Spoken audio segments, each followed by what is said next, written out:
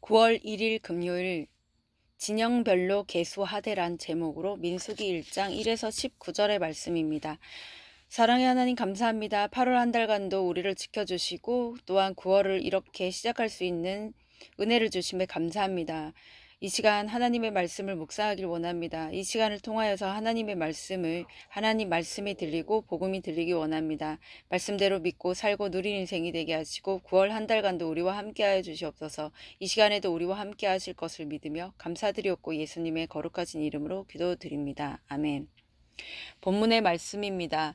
이스라엘 자손이 애굽 땅에서 나온 후 둘째 해 둘째 달 첫째 날에 여호와께서 시내 광야 회막에서 모세에게 말씀하여 이르시되 너희는 이스라엘 자손의 모든 회 중 각 남자의 수를 그들의 종족과 조상의 가문에 따라 그 명수대로 계수할지니 이스라엘 중 20세 이상으로 싸움에 나갈 만한 모든 자를 너와 아론은 그 진영별로 계수하되 각 지파의 각 조상의 가문의 우두머리 한 사람씩을 너희와 함께하게 하라. 너희와 함께 설 사람들의 이름은 이러하니 르우벤 지파에서는 스데울의 아들 엘리수리오, 시몬 지파에서는 수리사떼의 아들 슬루미엘이요, 유다 지파에서는 암미나답의 아들 나손이요, 이사갈 지파에서는 수알의 아들 느다넬이요, 스불론 지파에서는 헬론의 아들 엘리압이요, 요셉의 자손들 중 에브라임 지파에서는 암미옷의 아들 엘리사마요, 므낫세 지파에서는 부다술의 아들 가말리엘이요, 베냐민 지파에서는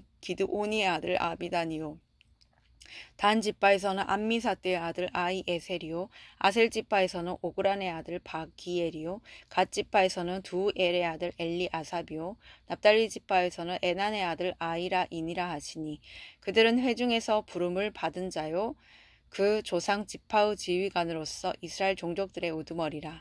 모세와 아론이 지명된 이 사람들을 데리고 둘째 달 첫째 날에 온 회중을 모으니 그들이 각 종족과 조상의 가문에 따라 20세 이상인 남자의 이름을 자기 계통별로 신고하며 여호와께서 모세에게 명령하신 대로 그가 시내 광야에서 그들을 계수하였더라. 아멘. 도움말입니다. 1절에 애굽 땅에서 나온 후 둘째 해 둘째 달 첫째 날은 이스라엘 백성이 출애굽한 지 1년 15일째 되는 날입니다. 계수하다는 수요를 세다, 계산하다, 성경에서는 군대를 소집하거나 동원할 수 있는 인력을 점검할 때 혹은 인구조사할 때 이 표현이 자주 사용되었습니다. 18절에 자기 계통별로 신고하면은 자기 출생의 근원별로 보고함을 뜻합니다. 본문 요약입니다. 이스라엘 자손이 애굽 땅에서 나온 후 첫째 해 둘째 달 첫째 날에 여호와께서 시내 광야 해막에서 모세에게 20세 이상으로 싸움에 나갈 만한 남자를 진영별로 계수하라고 말씀하십니다.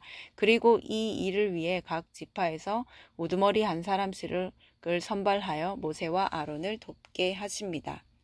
오늘의 중보기도입니다. 전 세계 청년들이 주님이 부르실 때 자기 뜻을 버리고 주의 군사로 담대히 나아가게 하옵소서. 아멘. 본문 해설입니다. 첫 번째, 종족과 조상의 가문에 따라 1에서 3절의 내용입니다. 하나님이 모세에게 이스라엘 종족과 조상의 가문에 따라 20세가 넘은 남자 중에서 특히 싸움에 나갈 만한 자들을 계수하라고 하십니다. 왜냐하면 이스라엘 12지파의 20살 이상 된 남자들은 약속의 땅을 향해 행진할 때 군대 조직을 갖춰 전쟁을 수행해야 했기 때문입니다. 내가 속한 공동체가 영적 전쟁에서 승리하려면 각 성도가 하나님의 군사가 되어 공동체의 질서와 원칙을 지키며 자신의 은사와 직분에 따라 주어진 사명을 감당해야 합니다. 적용 질문입니다. 나는 교회의 질서를 지키면서 은사와 직분에 따라 공동체를 잘 섬기고 있습니까? 두 번째, 부름을 받은 자, 4에서 16절의 내용입니다. 모세와 아론을 돕는 자들은 각 지파를 대표하는 지도자로서 전투 지휘관의 역할까지 맡았습니다. 하나님은 이들을 지명하여 부르셔서 영적인 권위를 부여하시고 이를 통해 이스라엘이 일사불란한 군대로 정비되도록 하십니다. 따라서 각 지파 우두머리의 직무는 하나님을 위해 봉사하고 회중의 뜻이 아닌 하나님의 뜻에 철저히 순종하는 것이었습니다. 성도 또한 하나님의 뜻대로 부르심을 입은 자이기에 가장 먼저 그분의 뜻에 순종하며 살아야 합니다. 적용 질문입니다. 하나님의 부르심이 아닌 내 열심과 욕심으로 하려는 일은 무엇입니까? 세 번째, 명령하신 대로 17에서 19절의 내용입니다. 모세와 아론은 하나님이 지명하신 각 지파의 지도자들과 함께 이스라엘 백성을 소집합니다. 그리고 전쟁에 나갈 남자를 각 종족과 조상의 가문에 따라 분류하고 그 계수를 집계합니다. 이처럼 모세와 아론은 하나님이 명령하시자마자 지체하지 않고 바로 순종했습니다. 부름을 받은 지파의 지도자들도 적극적으로 질서 있게 협조했습니다. 이처럼 건강한 공동체를 이루려면 지도자뿐만 아니라 구성원들도 하나님의 명령에 이해 타산 없이 순종하며 서로 협력해야 합니다. 적용 질문입니다. 교회 공동체를 위해 내가 지체들과 함께 협력하고 양보해야 할 일은 무엇입니까? 오늘 기도하기는 하나님의 뜻대로 부르심을 입었음에도 내 뜻을 쫓아 말씀에 순종하지 않는 것을 회개합니다. 지금 제가 속한 공동체의 질서를 지키며 제게 주신 은사와 직분에 따라 공동체를 섬기게 하옵소서. 부르신 자리에서 공동체의 유익을 먼저 생각하여 다른 구성원들과 잘 협력할 수 있게 하옵소서. 아멘. 묵상 간증입니다. 종합 선물 세트란 제목으로 이광준님의 말씀 적용글입니다. 저희 아버지는 알코올 중독자이셨고 어머니는 아버지 때문에 받는 스트레스를 자식들에게 푸셨습니다. 그래서 저희 6 형제는 항상 부모님 눈치를 보며 살았습니다. 이런 가정이 너무 싫었던 저는 예비 장인 어른과 장모님의 사이가 너무 좋으신 모습을 보고 결혼을 결심했습니다. 아내에 대한 사랑보다는 나도 빨리 저런 가정의 일원이 되고 싶다는 마음이 더 컸습니다. 그러다 보니 결혼 생활은 처음부터 순탄하지 않았습니다. 마침 하던 일에 실증이 난 저는 주식을 하기 시작했고 손해가 나자 아내 몰래 사채까지 썼습니다.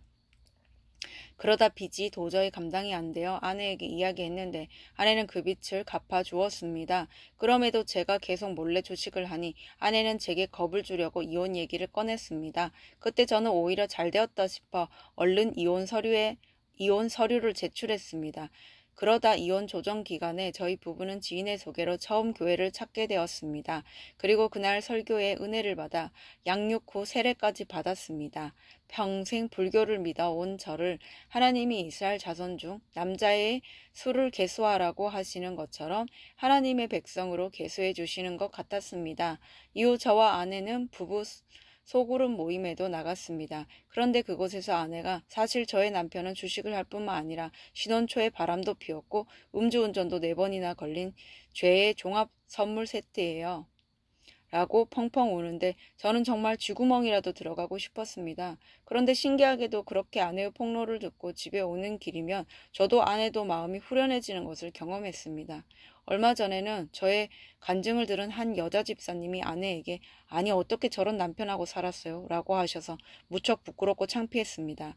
세상에서 아까 음란을 행하다 쓰레기처럼 버려질 인생이었는데 계수하여 주의 백성으로 삼으시고 부부 관계도 회복시켜 주신 하나님께 감사드립니다. 이분에 적용하기는 교회 소그룹 모임에서 저의 죄와 수치를 솔직히 나누겠습니다. 믿지 않는 5 형제에게 매일 큐티 말씀과 주일 설교 영상을 SNS로 보내겠습니다. 입니다.